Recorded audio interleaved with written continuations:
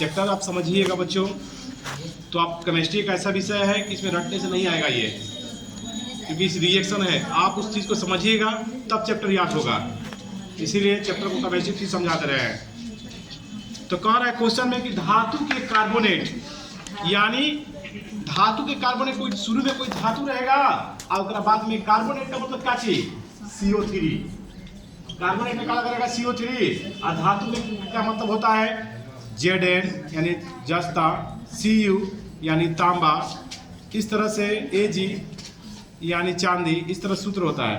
तो धातु के कार्बोनेट से अभिक्रिया, जैसे मान लीजिए हम धातु के कार्बोनेट से जब हम अम्ल की अभिक्रिया कराते हैं तो हमेशा जल प्राप्त होता है, हमको क्या प्राप्त होता है, जल और CO2 प्राप्त होता है। क्या प्राप्त होता है बच्चों, जल और CO2 प्राप्त होता है। जैसे धातु कार्बोनेट में मान लीजिए ZnCO3 है, क्या है बच्चों, देखिए CO3 को क्या कहेंगे, कार्बोनेट, Zn को क्या कहेंगे, धातु। तो क्या हो गया, ZnCO3 का मतलब जिंक कार्बोनेट, क्या जी, जिंक कार्बोनेट। तो जिंक कार्बोनेट की अभिक्रिया हम किससे कराना है, हमको अम्ल से। अम्ल का मतलब तेजाब, हाइड्रोक्लोरिक अम्ल, सल्फ्यूरिक अम्ल, इस तरह से अम्ल। तो अम्ल से करा दिया अभिक्रिया H2SO4 से, ठीक, यानी जिंक कार्बोनेट की अभिक्रिया हम H2SO4 से यानी सल्फ्यूरिक अम्ल से करा दिए। सल्फ्यूरिक अम्ल किसको कहा जाता है, तेजाब का सूत्र होता है। जैसे जल का H2O होता है ना, उसी तरह तेजाब का सूत्र होता है H2SO4। यानी जिंक कार्बोनेट से अभिक्रिया जब हम करा देंगे हम, तो हमें प्राप्त हो जाएगा ZnSO4। क्या प्राप्त हो जाएगा, Zn, हाइड्रोजन यहाँ से हट जाएगा, तो ZnSO4 मिलकर बन जाएगा ZnSO4, हाइड्रोजन और ये ऑक्सीजन मिलकर बना देगा H2O। क्या बना देगा बच्चों, H2O, और साथ ही साथ इसके बाद C और O भी है, तो प्राप्त हो जाएगा हमको CO2। तो ये हुआ धातु के कार्बोनेट।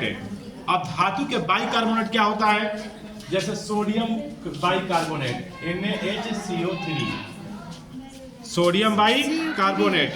तो सोडियम बाइकार्बोनेट को हम करा देंगे अभिक्रिया एक अम्ल है जिसका नाम है हाइड्रोक्लोरिक अम्ल, HCl से। तो NaHCO3 को हम जब HCl से अभिक्रिया कराते हैं तो हमें प्राप्त हो जाएगा Na2CO3, इसमें भी वही प्राप्त होगा H2O और CO2 प्राप्त होता है, ठीक है। तो ये देखिए धातु के मैंने अभिक्रिया कराया कार्बोनेट से, और ये धातु का बाइकार्बोनेट है, इसको कहेंगे सोडियम बाइकार्बोनेट। क्या कहेंगे बच्चों, सोडियम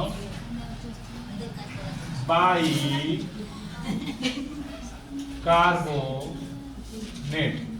सोडियम बाइकार्बोनेट, ये क्या है, जिंक कार्बोनेट, यानी धातु का ये कार्बोनेट है, धातु का बाइकार्बोनेट है, ठीक है।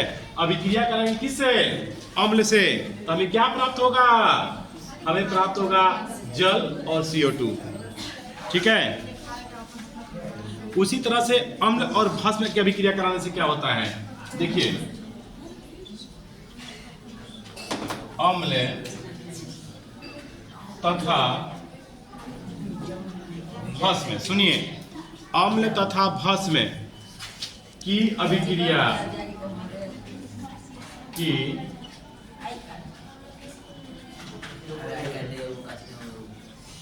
छोड़ो, ध्यान लगाओ, अम्ल तथा भस्म की अभिक्रिया, सुनिए, अम्ल तथा भस्म की अभिक्रिया क्या होगा, अम्ल का मतलब रिएक्शन में पहले अम्ल रहेगा, फिर उसके बाद भस्म यानी क्षार आएगा सूत्र में, अभिक्रिया करने पे क्या प्राप्त होता है। तो देखिए अम्ल और जब भस्म की हम अभिक्रिया कराते हैं तो हमें लवण प्राप्त होता है। क्या प्राप्त होता है बच्चों, लवण।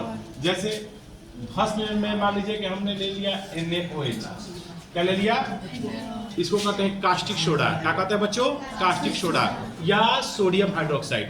क्या कहते हैं बच्चों, सोडियम हाइड्रोक्साइड की अभिक्रिया अम्ल से कराएंगे। अम्ल का मतलब यही, जैसे HCl है, ये अम्ल है, हाइड्रोक्लोरिक अम्ल से करा दिए, तो क्या होता है, इसमें का Na और इसमें का Cl एक साथ, और OH ये वाला जो देख रहे हैं एक साथ है, तो क्या बन जाएगा बताइए, NaCl में क्या बन गया, NaCl H H दो ना, तो प्राप्त हो गया हमको H2O। तो ये क्या प्राप्त होता है कि अम्ल और भस्म से अभिक्रिया करते क्या प्राप्त होता है, लवण। अम्ल नमक क्या ये प्राप्त हो गया, NaCl क्या कहते हैं, नमक। ये क्या प्राप्त है, हो गया आपको लवण। यानी कहने का मतलब ये है कि ये आपका भस्म है जिसको हम कहते हैं बेस, और ये आपका अम्ल है जिसको कहते हैं हाइड्रोक्लोरिक अम्ल। अभिक्रिया करके हमको सोडियम क्लोराइड मिला, यानी है ये लवण। यानी सोडियम हाइड्रोक्साइड जिसको कहते हैं कास्टिक सोडा जो भस्म है, HCl जिसको कहते हैं हाइड्रोक्लोरिक अम्ल जो अम्ल है। प्राप्त रिएक्शन दोनों के बीच जब हुआ हमें क्या प्राप्त हुआ, सोडियम क्लोराइड जो लवण है, और जल प्राप्त हुआ। क्या प्राप्त हुआ बच्चों, जल प्राप्त हुआ। इसी तरह से धातु की ऑक्साइड की अभिक्रिया अम्ल से कराएंगे तो क्या होगा। अगला है धातु के ऑक्साइड, धातु के ऑक्साइड की अभिक्रिया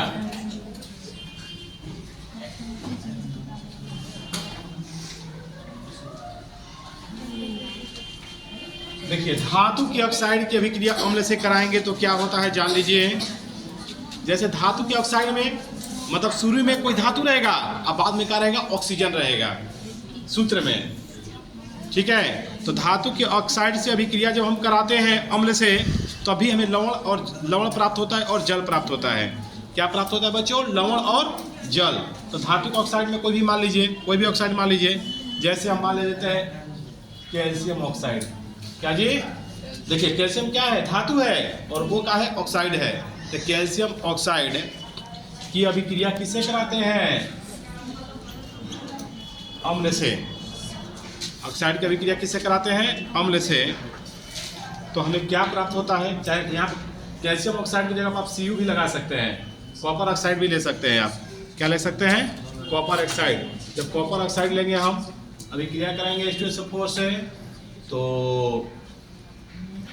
Cu यहाँ से H2 हट जाएगा और प्राप्त हो जाएगा CuSO4 प्लस H2 और वो मिलके क्या बना दिया, H2O।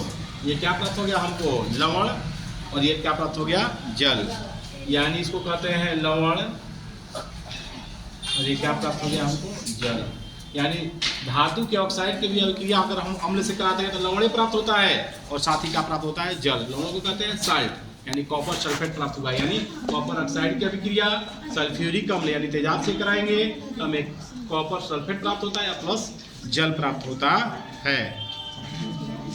अब अम्ल और भस्म की अभिक्रिया जल से। अगला टॉपिक है, देखिए कई को टॉपिक समझा रहे हैं। पहला टॉपिक, ये आपका दूसरा टॉपिक, ये आपका तीसरा टॉपिक, और अब ये है चौथा टॉपिक है। चौथा में करा अम्ल तथा भस्म का जल से अभिक्रिया। अम्ल तथा भस्म की जल से अभिक्रिया।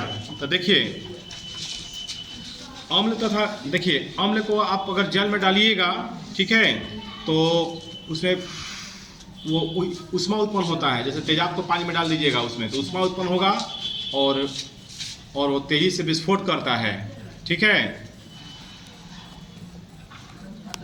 जैसे मान लीजिए HCl में, HCl को आप जल से अभिक्रिया कराइएगा। HCl को हम किसे अभिक्रिया कराएं, जल से अभिक्रिया कराएं हम, तो हमें प्राप्त होगा H3O, H3O प्राप्त होगा, प्लस Cl प्राप्त होगा, प्लस उष्मा प्राप्त होगा। तो इसको उतार लीजिए बच्चों आप।